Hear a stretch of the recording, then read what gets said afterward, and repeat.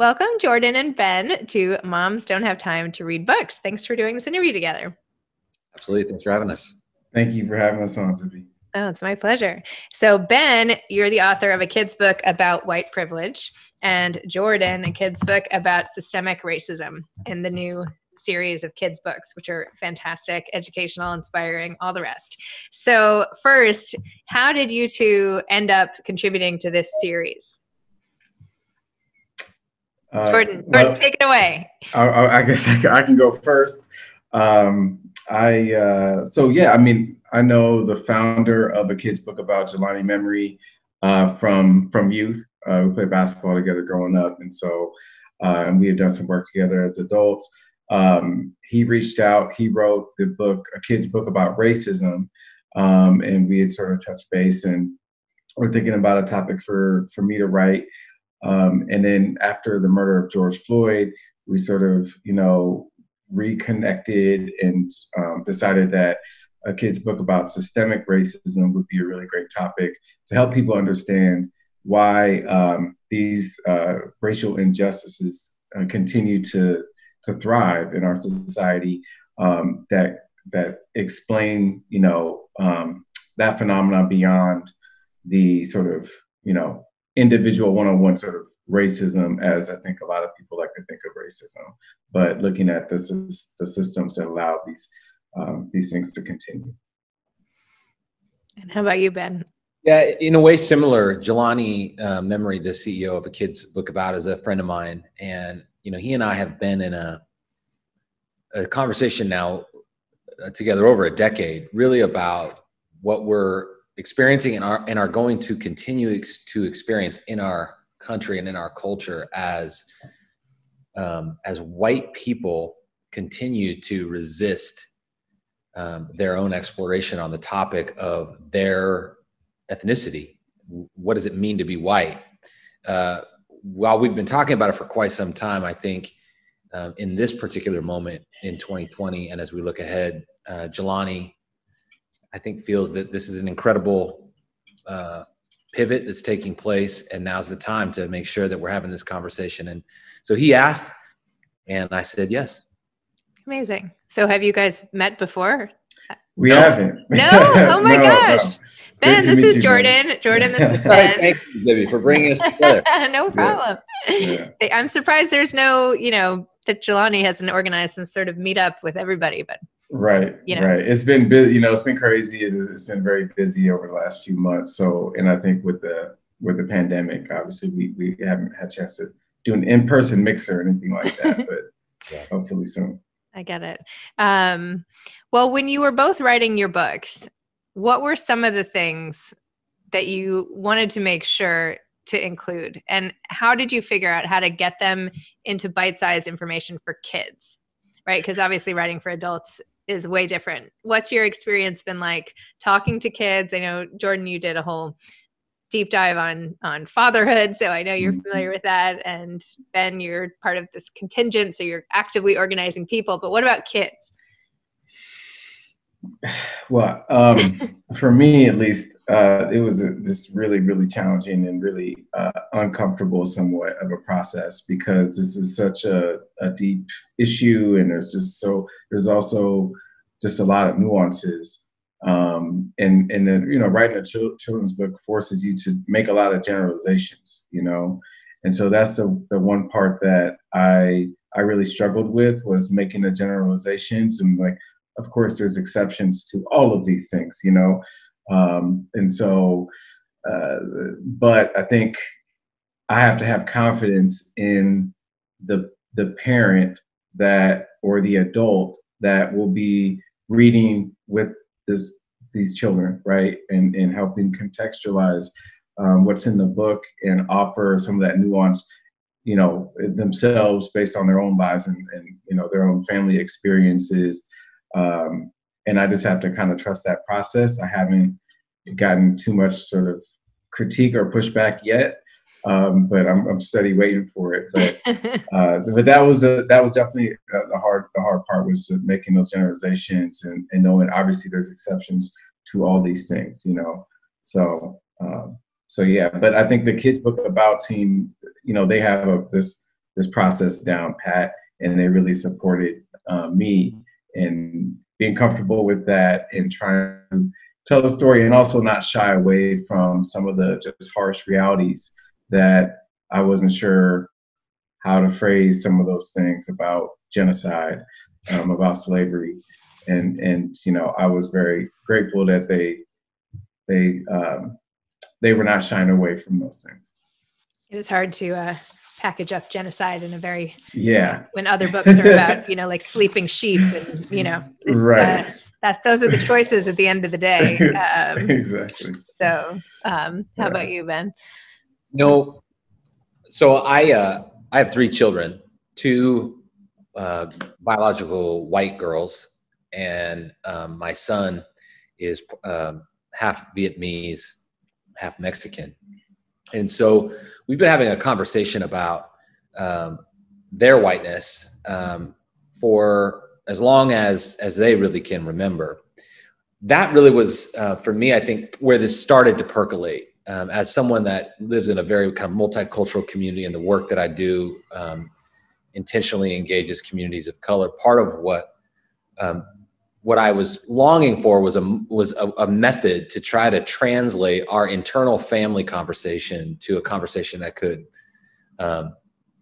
spread with the world. And honestly, I live in Portland, Oregon, and so when George Floyd was murdered and the protests began, of which those protests continue, I think the white kids in my city were seeing these protests and were asking questions about what they meant for them.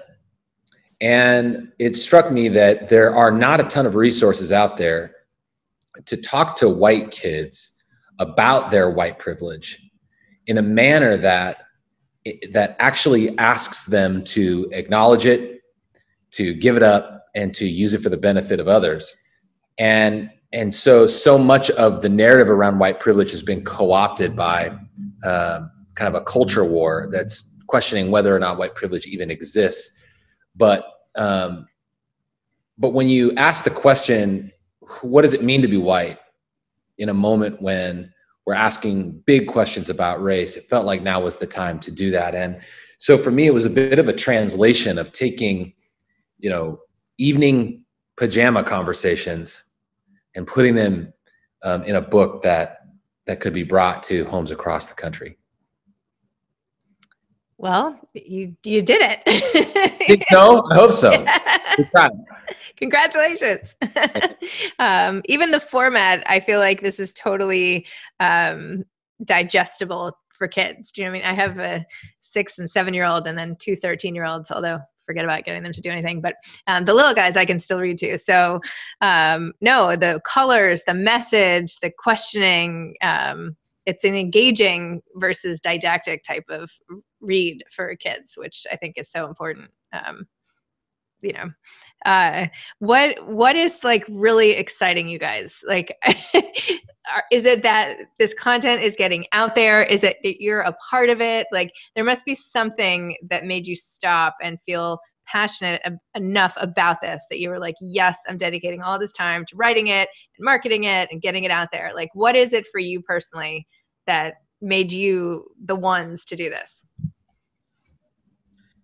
Well, for me personally, I'm just really excited to be in company with folks like Ben and the other authors who I think we're all, really focused on this really positive just message for our young people about, love and hope and resistance and change and acceptance, right? And I think at the end of the day, that's probably what the kids' book about legacy is going to stand for, because all the books to date have been in that vein. And I think it's just going to have a really positive impact over the long term. I'm also just really excited to be equipping parents and teachers with something to help get these conversations started with their kids and their students. Yeah, Zibby, for me, I think what's exciting to me about the book and a kid's book about, any of these topics that are being discussed, but particularly the topics around race, is it feels that we are pushing conversations with a generation of kids that are going to be in leadership in a really critical moment in our country's history. I imagine that we're looking at a 20-year arc in this conversation. Some of the elders, some of those generations that have gone before us are not prepared to have this conversation at scale. And we're seeing a polarization as a result of that. And there are many leaders that have huge concerns, about our inability to have a conversation about race and the wealth gap in our country. And as a result of that, the inability to have that conversation, what it's led to is those that are in previous generations rejecting the idea of critical race theory or systemic racism altogether. So to be able to make a deposit into a generation of young white kids to ask these questions in critical moments of their formation, for me, feels like it's a very strategic move for a 20-year conversation that has to take place with a quickening pace for the days ahead. So in 20, 30 years, we'll be watching the election and they'll say, well, it all started when I read this children's book. One book. Yeah, that's right. I'm sure that's what it will be. It's going to be that. Yeah, I had it on my shelf and I kept looking at it, and then you say, there you go. Ridiculous. You never know. I mean, people have things. I think about different children's books all the time. It's true. A good time to really, get in there. And, if you can learn a whole new language without even trying that hard, it's a good time to learn a lot of concepts that when you're older, maybe they're too challenging or not too. Yeah. I mean, I'm not saying anyone should give up. I'm just saying, the impressionable brain at the young age is a good time to get positive messages around. Do you think that getting to a place where kids don't see race is where you want things to go? Or do you want kids, would your goal be having kids today grow up acknowledging, like when I was growing up, I feel like everybody was like, race, we don't see race, right? Like, and all my education and all that, like, I didn't even realize it was like a thing until I was older and people were polarized around it, because I grew up in a really diverse education environment and all this stuff, and I didn't think twice about it. But there's so much focus now on race that I feel like, especially for little kids, they might not have even really noticed it before. Is it better to notice and sort of probe the differences, or is it better to just be like, oh, okay, well, like, her skin's a little darker than mine, but like, I don't know, whatever. Do you understand my question? Yeah. I'll take a crack at that. Jordan's book really addresses this, I think, even uniquely beyond mine, but I think it's absolutely essential that we have conversations about the Black experience in America and the experience of what it means to be a part of the Latinx community.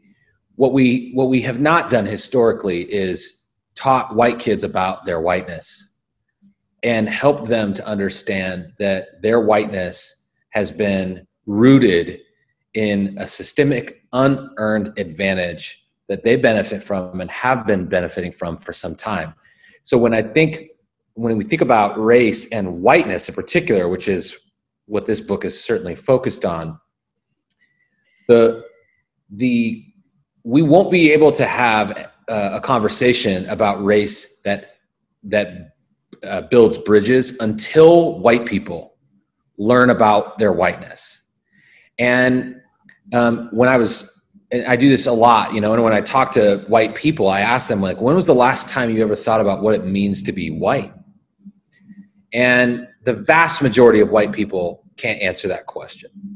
They're not thinking about their whiteness. They don't understand where the term came from. They don't understand how deeply rooted this systemic kind of unearned advantage has been. And they certainly are uncomfortable with exploring the topics in Jordan's book around slavery and genocide and the laws that were created. And so from my perspective, we won't be able to move forward until white people understand their whiteness and then begin to wrestle with it in a way that's critical. And that means that to understand your whiteness, you have to understand how whiteness has created adverse effect at a systemic level for people of color in our country, and that needs to be named and parsed out carefully, in my view. Jordan, what do you think? I mean, I agree with everything you said there, Ben. Thank you. For me, this is not about trying to work towards a colorblind society. It's about trying to work towards an inclusive, vibrant society where these inequities and injustices don't exist. And so the book, I think, for me, is helping encourage young people to take into consideration the history behind the inequities that we see today, right? And that goes not just for race, but I want them to understand that too for gender, right? For sexuality, right? So we can kind of contextualize these inequities and then work our way backwards to try to address those root causes. So if the book helps kind of train that mental framework for young people, then I'll be very, very pleased. So as authors, in addition to, I would say, advocates and almost history teachers and, documentarians and all the other amazing things you guys do, as authors, when you sat down to write this book, like, what did you learn about yourselves in terms of like any sort of advice on writing children's books, on getting your messages out? Like, what would you tell someone else who was like, you know what, I want to A, help this problem, and B, do so through reaching kids? Like, what would you tell them? How can they do a good job? I would say the key here is let your life speak, and look back on your life and try to identify that thread that brings you to this point where you have a longing to write, you have a longing to communicate. So much of I think an author's experience is really about exploring their own identity. And so for me, as a white person and my own white experience, being able to write about whiteness and then to want to talk to other white people, about this is really a culmination of a journey that I've been on, that pivots me to this moment to enter into a new kind of chapter of that journey. But I think for me, it was just as important for me to come to the text looking for my own growth in light of my own journey. And any aspiring author or anyone that wants to communicate to kids, I think, needs to also imagine how that topic impacts them, and to write from that kind of intimate personal space. So I'm feeling like, is there a memoir coming on the heels? I don't know. I don't know. It's a book about, It's a book about Ben's life. That's right. That'll be that's Mark as well. Okay, all right. I mean, I agree with everything Ben said there. That picking up kind of on those notes as well.